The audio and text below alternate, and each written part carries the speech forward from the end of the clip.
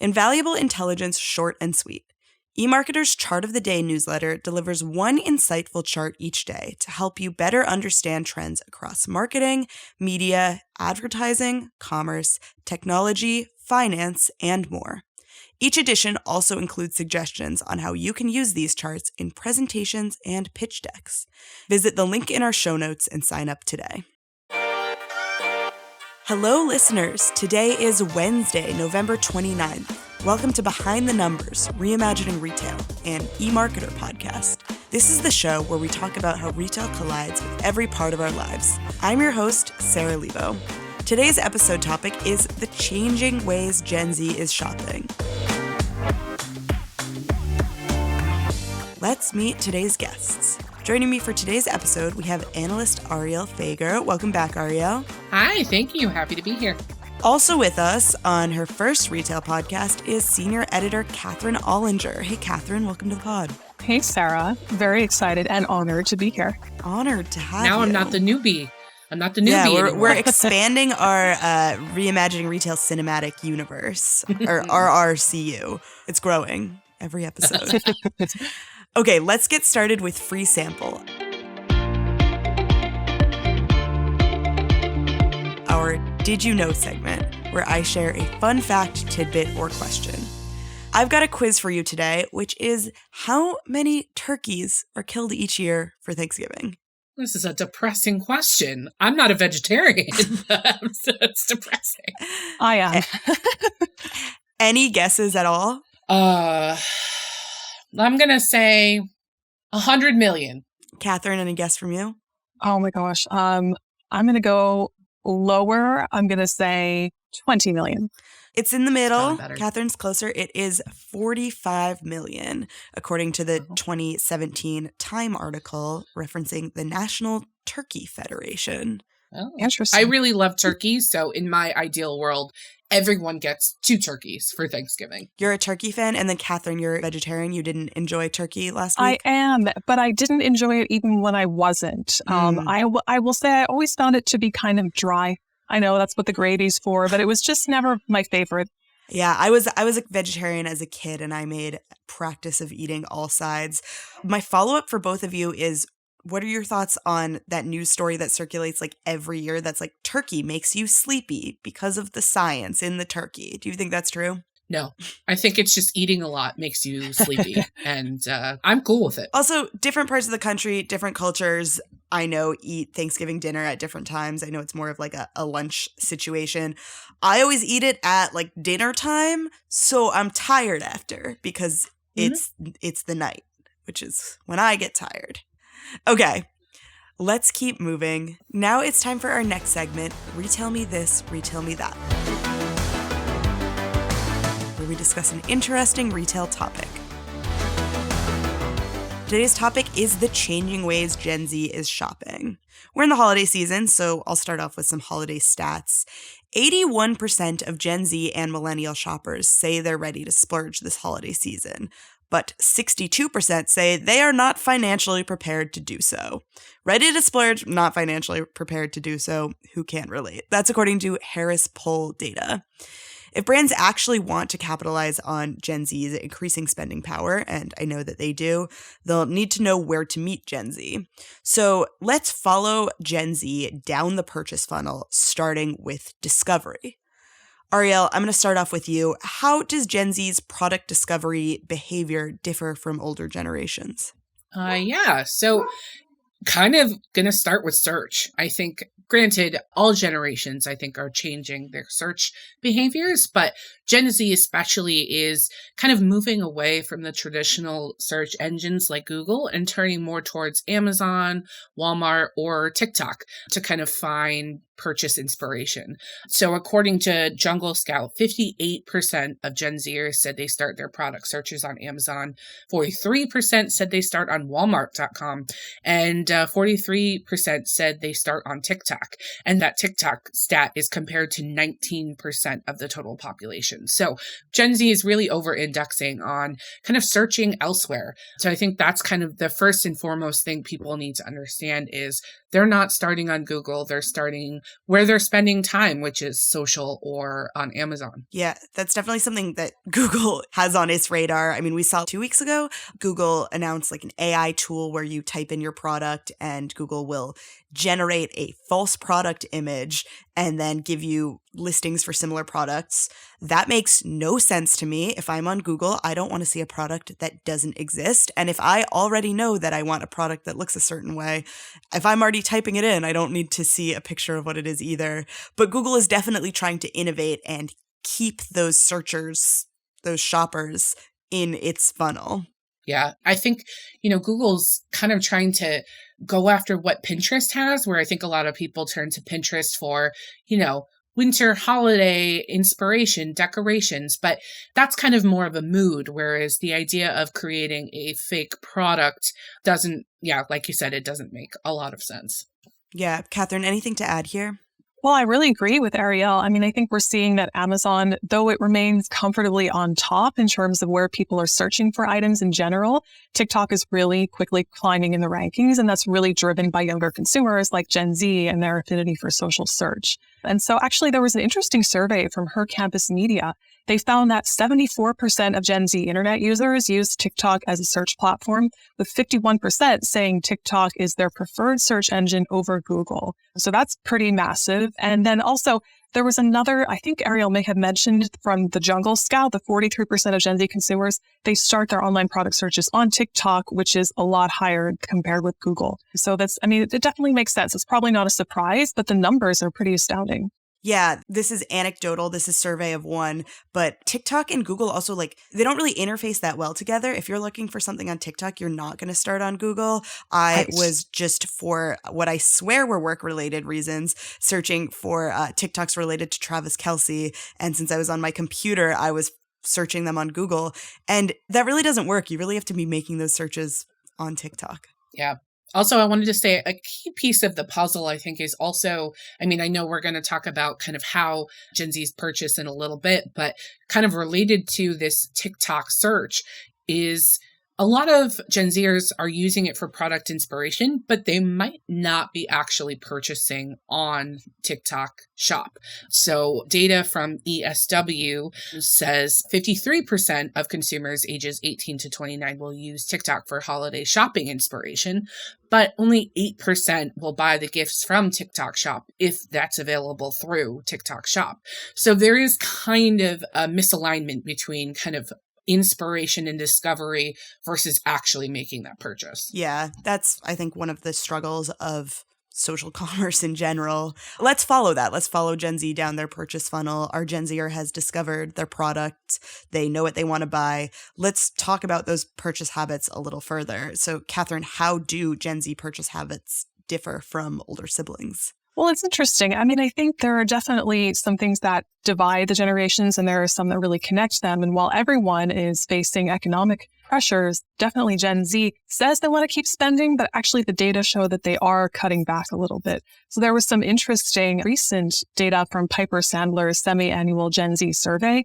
And so the self-reported spend dropped 1% year over year in September and was down 4% compared with the spring. So Gen Z is not immune to what's going on in the economy and the price sensitivity. We're also seeing that they're switching to off-price more and more so than other generations. This is what Piper Sandler saw as well in its survey. And they saw that for Gen Z, off-price gained 545 basis points year over year. And then also e-commerce is gaining more and more steam, which we know already. Man, I wish I were that person who says that they want to spend more, but is actually spending less. But I am that person who says that they want to spend less and is actually spending more. Yeah, speaking of spending less, I think that's a really interesting thing, especially, as we're, kind of squarely in the holiday season, thinking about fast fashion companies like Shein or really ultra low price companies like Temu, a lot of Gen Zs will flock to those companies, even though they acknowledge that maybe they're not super sustainable or they don't have the best business practices. And, so I think that's also a disconnect with Gen Z is, they say they care about brand values, and I believe that they do. But when it comes down to it, the dollar is going to be kind of the ultimate deciding factor is, do I have the budget for this? No. So I think sometimes the values they want to uphold and the purchasing decisions they're making don't match up. Yeah. And I think there are interesting reasons for that. Not that it excuses anything, but it kind of makes sense because Gen Z is on social, right? Like they're on social media, and Shein has spent so much money for its marketing and advertising. You can't avoid those images. I've never made a purchase once on Shein, and I'm inundated with those ads. Mm-hmm. And so given that Gen Z is there and they're facing this economic uncertainty and price sensitivity, it kind of goes hand in hand. I believe that they do have these values and they are shopping at Shein. Yeah, there are always all these grumpy headlines that are like, Gen Z says they have values, but like it makes sense as a purchase behavior.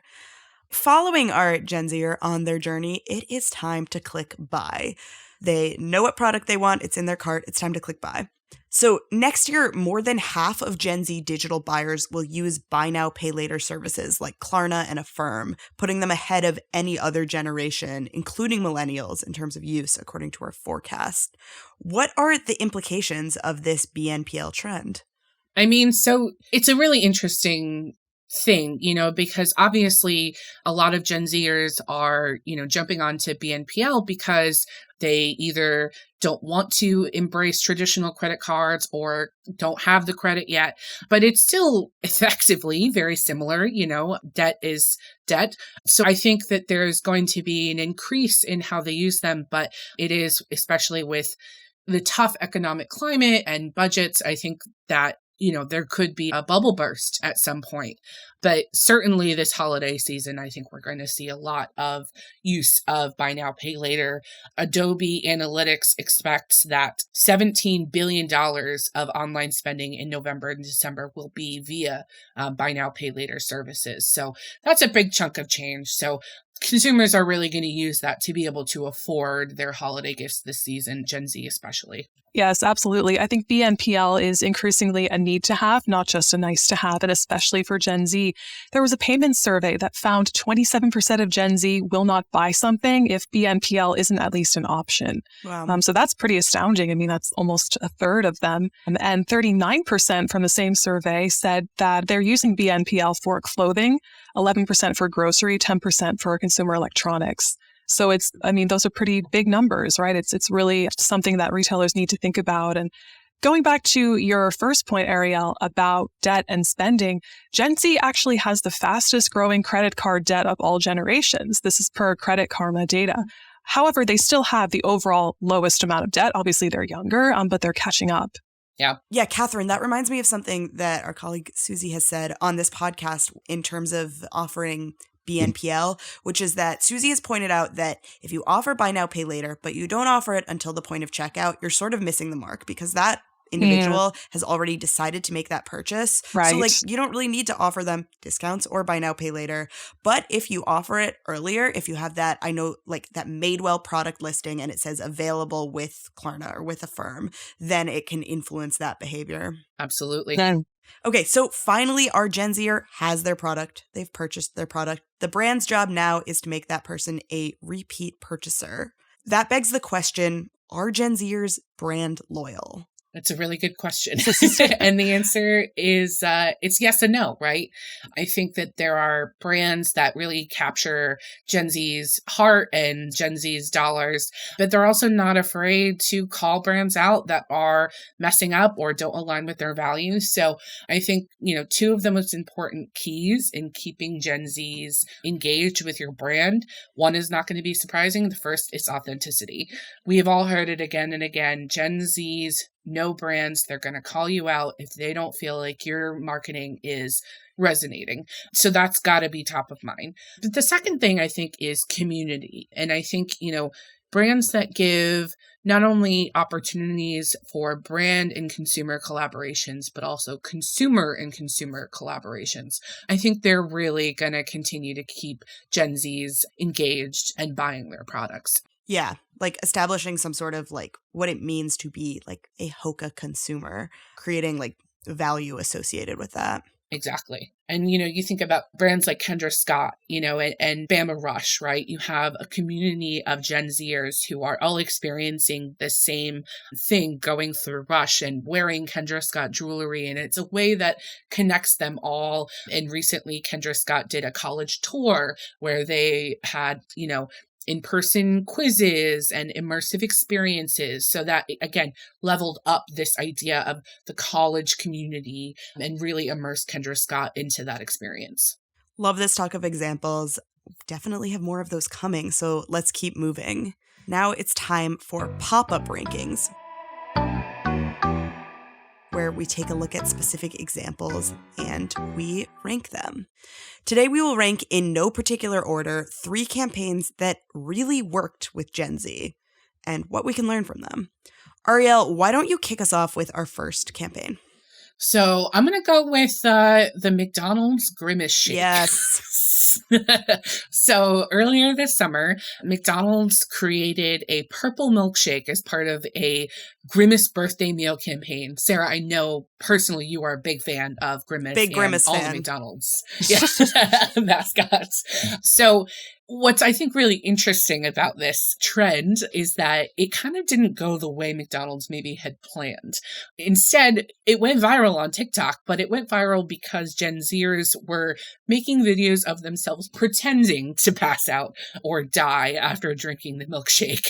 And while some brands might be worried about that, McDonald's kind of let it roll, and they even kind of jumped on the bandwagon, making a tweet saying, with a picture of Grimace saying, me pretending I didn't see the Grimace Shake trend. So they had fun with it. They weren't trying to get people to stop doing it. They were really playing into it. And that worked. Grimace Shake has like 3.8 billion views on TikTok. Wow. In the second quarter, McDonald's net sales rose 14% to 6.5 billion. And even on the earnings call, the CEO said this quarter, the theme was Grimace. So it definitely paid off. And I think McDonald's really letting Gen Z run with the trend and not trying to overcorrect it really worked well for them. I have to commend McDonald's on this one because it's really hard to make this product kills people work for your brand, especially if you are food and beverage. But they understood that no one was actually thinking the Grimace Shake is poison. They understood that and they leaned into that. And they didn't lean into it too much. They let creators organically lead the way instead of creating a whole bunch of their own content. Exactly. Yeah. This is our second podcast in a row with me talking about how much I love Grimace. I'm a big Grimace fan. I'm deeply familiar with Grimace's lore and his history, and can't wait to see what else McDonald's does with Grimace. I feel like I'm sharing a piece of me with the world. Okay, Catherine, can you give us another example of a campaign that really worked with Gen Z? Sure, absolutely. Well, there was the very popular IKEA and Pinterest partnership that happened a little bit ago. So essentially, IKEA partnered with Pinterest about a year after nixing its print catalog. And the idea was to create this quiz experience that Pinterest users could take to match them with custom home goods options. And so it was an interactive thing, and it learned user preferences and created these personalized user boards filled with product recommendations and inspiration. And this really makes sense because, especially a bit ago, before the housing market became what it is now, Gen Z is largely in their 20s now. Some of them, I think the oldest ones, are now moving into their late 20s. So it's definitely a time when people are thinking about home goods, thinking about moving. And so it really made sense. Also, IKEA this year finally enabled BNPL, which we already mentioned, is super popular with Gen Z. There you go. They're really trying to move in and get that consumer base. Especially useful because they're kind of big ticket items, right? I mean, IKEA is still considered low cost furniture, but furniture isn't cheap. No, it's not. And I think that's a great way. I think coming up on social media, I'm a millennial. I think mood boards and, all of that stuff is really, really popular. And so to be able to kind of dig into that trend and have a personalized board made for you with things you can just buy is such a good way to get people on board. I think a niche I could really get into is being a creator who puts together IKEA furniture. I think I'm really good at putting together IKEA furniture. This is something I'm convinced about myself. I have a talent for it. So IKEA, if you want to send me a bunch of your furniture, let me into your warehouse, I'll just put it together. and make videos of it. I'm good at it. I think that you need to do that, but then you also need to include someone who's very bad at putting together furniture, and the two of you kind of work together. I think that could be a hit. Someone who's just like so terrible at it. We could be certainly me. go head to head. I am pretty bad at it, so I volunteer. Okay, I get the third campaign that really worked with Gen Z, so I will share my example. This is something I wrote about back in October. It is e.l.f. Cosmetics campaign, e.l.f. Beauty's campaign with TikTok creator and media personality Chris Olsen.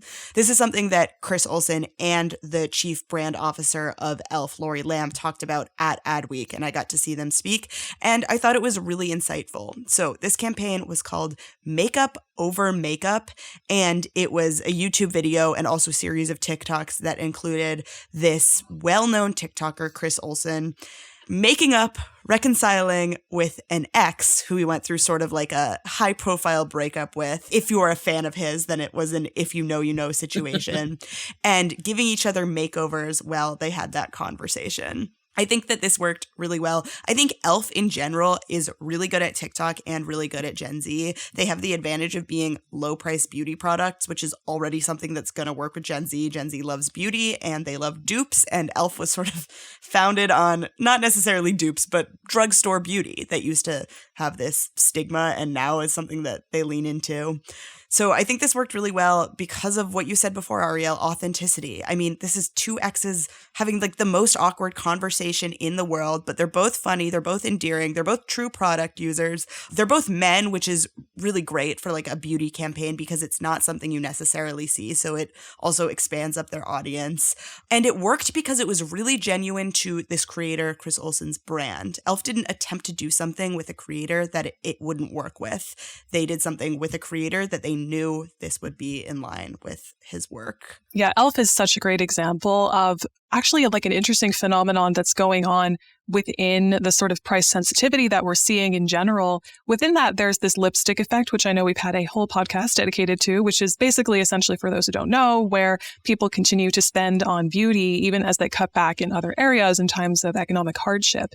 So e.l.f. is interesting because it shows that people are price sensitive, but they still want to spend on beauty, and this idea of dupes, right? Like e.l.f. actually is approaching the $1 billion sales mark this year. Their revenues jumped 76% year over year last quarter. And so they're exploding, and they really credit a lot of that to Gen Z and also millennials looking for these dupes or these lower cost alternatives to maybe something that otherwise they would have bought at Sephora, but they don't want to not buy, right? Like they want to keep buying beauty.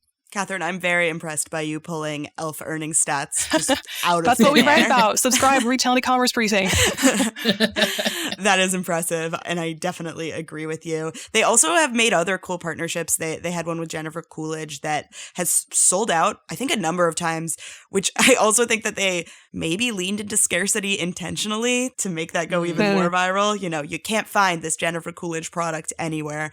And Jennifer Coolidge, another really fascinating person to work with, not a traditional creator and an actress, but someone who's really having a renaissance, really has a specific look, and it's definitely a look that you associate with makeup, right? Like she is not leaning into a natural look, she is leaning into a makeup look. So why not partner with her? I'm all here for the Jennifer Coolidge renaissance. It's been really great to see. As someone who, you know, grew up with American Pie and seeing her as Stifler's mom, it's really great to see her kind of have more roles now. Yeah, for me, this is Legally Blonde. Oh, yep, that too. Okay, well, that is all we have time for today. So thank you, Arielle. Thank you. It was such a fun time. And thank you, Catherine. Thank you. Please give us a rating and review wherever you listen to podcasts, and follow us on Instagram at Insider Intelligence. Thank you to our listeners and to Victoria, who edits the podcast and keeps us feeling young. We'll be back next Wednesday with another episode of Reimagining Retail, an eMarketer podcast. And tomorrow, join Marcus for another episode of the Behind the Numbers Daily.